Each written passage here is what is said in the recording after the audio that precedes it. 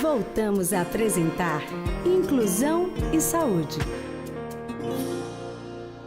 Voltamos com o Inclusão e Saúde e você, após a entrevista que acompanhou com o sanfoneiro Evanilson Vieira, a gente falou de inclusão e agora a gente fala de saúde, especificamente numa reportagem que você vai acompanhar que tem a ver com a intolerância à lactose. Pais, muitas vezes, são pegos de surpresa com os filhos que passam por essa questão. Algumas suspeitas, outras são confirmadas. Mas, além das dicas de saúde, logo depois você vai acompanhar qual é o seu direito como pai, como mãe, ou aquilo que você pode compartilhar a respeito desse tema. Bom, os pais vão enfrentar o problema, vão ter aqui as dicas de saúde, mas depois vão saber quais são os direitos que podem buscar, se por acaso eles não forem respeitados. Acompanhe a reportagem.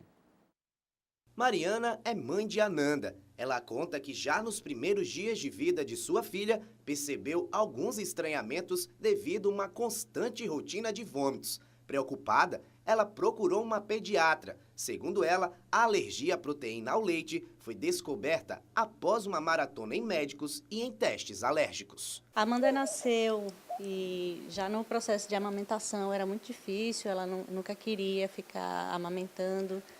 E ela tinha um pigarro constante, um chiado no nariz. Ela tinha muita ânsia de vômito e um refluxo muito intenso. Foram 5 pediatras até a pediatra dela suspeitar da PLV.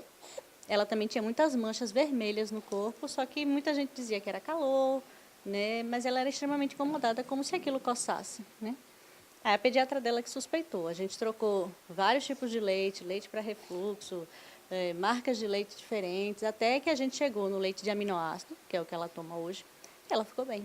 O que chama a atenção é o pai de Ananda. Ele também tem problemas quanto ao leite. Júnior sofre de intolerância à lactose. De acordo com a sua esposa, na casa existem 3 tipos de dietas para que ninguém tenha intoxicação. O caso dela é mais grave, né? O pai ainda come manteiga, né, alguns derivados. A Amanda não pode nada que tenha traços de leite ou qualquer quantidade significativa de leite. Este médico gastropediatra explica as causas da intolerância e da alergia e chama a atenção para alguns cuidados. Diferenças. A alergia alimentar, né, e a intolerância à lactose, eles às vezes a apresentação pode ser bem semelhantes, né? Se você tiver, ambas podem fazer diarreia, né? Você pode ter vômitos. Alguns aspectos ajudam a diferenciar, né? A intolerância à lactose é a falta de uma enzima, né? Você tem a lactase, né? Que ela está presente lá na mucosa do intestino e em um dado momento ela pode faltar. A alergia, né, por outro lado, é um processo inflamatório, né? Você tem o paciente, assim, como você tem alergia, né, a rinite, né? Você tem uma inflamação ali no nariz, né? Você tem dermatite, né? Uma dermatite atópica, você tem uma inflamação na pele, né? Você pode ter também a alergia alimentar, que é uma inflamação ao longo do tubo digestivo. Tratamento. Basicamente, é você não ter contato, né, com o alimento, que você tem essa sensibilidade. No caso da intolerância à lactose, se você não ingerir a lactose, você fica bem, né? Você pode até ingerir o leite, né? Você pode até ingerir o leite, mas assim, desde que seja o leite retirado a lactose, né?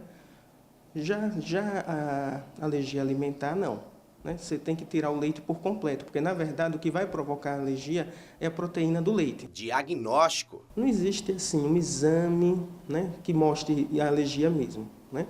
O diagnóstico como é feito? Você suspeita que tem alergia àquele alimento, né? E o principal alimento que a gente vê alergia é o leite, né?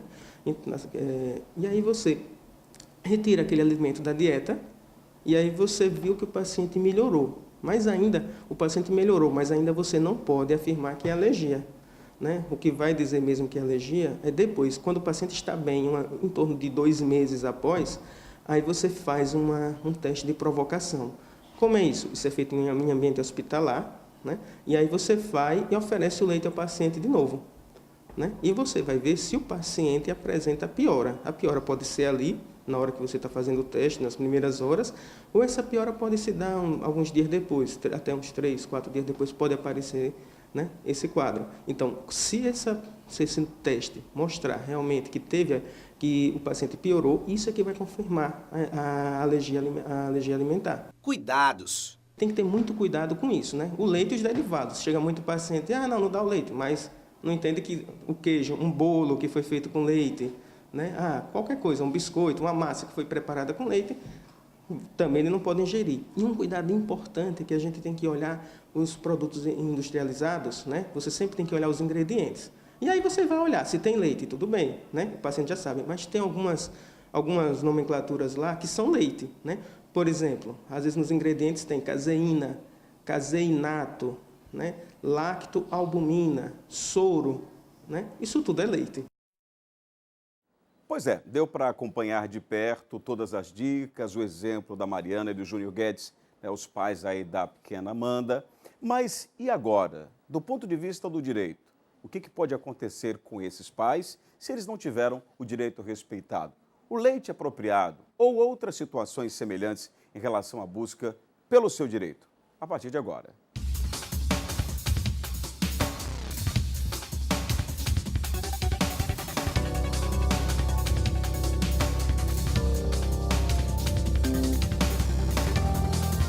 E já está conosco, como sempre, o advogado André Cazucas. Obrigado mais uma vez, doutor André, pela sua vinda aqui ao nosso programa. Deu para perceber na reportagem que aquela parte da saúde, ok, as dicas são boas, mas tem vezes que as pessoas têm dificuldade de conseguir, junto ao poder público, tanto o leite apropriado, porque cada caso é um caso, né, e também outros medicamentos, se fosse o caso. O que a gente pode trazer como informações do ponto de vista do direito para esses pais e para outros pais? Bom, esse tema é um tema que hoje se debate mundo afora. Então, um tema além fronteiras, que é a judicialização da saúde, de uma maneira geral. Seja ela somente sobre leite ou seja sobre medicamentos, que ainda é mais delicado. Por que a questão dos medicamentos é mais delicado? Porque muitas vezes o tratamento é um tratamento de um valor altíssimo e que a pessoa ela não tem como arcar se o tratamento não for fornecido pelo poder público. E em algumas situações esse tratamento não é fornecido pelo poder público, ou até mas está em falta, ou a Agência Nacional de Vigilância Sanitária não aprovou o tratamento ou o produto. Então a gente tem muitas situações que podem gerar um grande imbróglio e levar aí a sequelas ou vítimas fatais. No caso aí do leite, voltando à reportagem, o município pode ou deve fornecer, ou o Estado deve fornecer, cada caso vai ser avaliado. Como é que funciona isso? Não, nesse caso, a obrigação é de todos os entes federativos. Então, se a pessoa não tiver acesso a isso, ela pode vir acionar o município, o Estado, a União, o Distrito Federal, se ela lá residir e preferir acionar. Essa obrigação é conjunta, então não é obrigação somente de um ente federativo. Se um dele não suprir a necessidade, outro pode vir a ser acionado. Agora, doutor André, qualquer pessoa tem direito? Porque às vezes a pessoa pode ter uma condição economicamente melhor e ela achar que porque está nessa situação ela não tem direito, ou é assim mesmo? Veja, aí a gente tem que analisar o binômio necessidade-utilidade. Então, a depender, os medicamentos, eles estão ofertados, e aí a gente está naqueles que são oferecidos pelo SUS, ou então, eventualmente, o leite sem lactose e daí por diante. Se o custo dele for alto e inviabilizar o acesso, mesmo que a pessoa, imagine, a pessoa ela tem condições, ela tem uma vida estruturada, mas o custo daquele medicamento vai impedir que ela tenha acesso a outros bens da vida, até para a sua própria sobrevivência. Então, nesse caso, também deve ser garantido pelo SUS o acesso. Então, não é uma questão objetiva, não é uma questão matemática. Em geral, e aí o que a gente pode tratar é a regra, as pessoas, todas elas, têm sim direito ao acesso pelo Sistema Único de Saúde. Olha, estamos falando de um caso que a gente acompanha, que é da Amanda, por exemplo, da intolerância à lactose. Minha filha teve, né, desde novinha, teve que se tratar também. E várias crianças, aos poucos, vão descobrindo isso. Os pais precisam buscar a saúde pública na maioria das vezes. Agora, tem um detalhe. Em relação a outros casos, até mesmo de complicações de saúde, tem gente que tem alergia. Conheci uma garotinha, uma reportagem que eu fiz. Foi a mãe dela, inclusive, que sugeriu esse tema para a gente abordar. Uma outra, né, matéria que eu fiz há bastante tempo, ela tem vários tipos de, digamos assim, de resistências, né, ao organismo dela. Até o cheiro do camarão, já teve momentos em que a menina teve choque anafilático. Quer dizer, são casos mais graves, mais complexos, tratamento fora do domicílio. Então, a pessoa tem que buscar o Estado e muitas vezes enfrenta dificuldade. Sim. Se o Estado não oferecer o serviço, um serviço em que o SUS prevê, está estabelecido, mas aquele Estado, momentaneamente, ele não está oferecendo aquele serviço.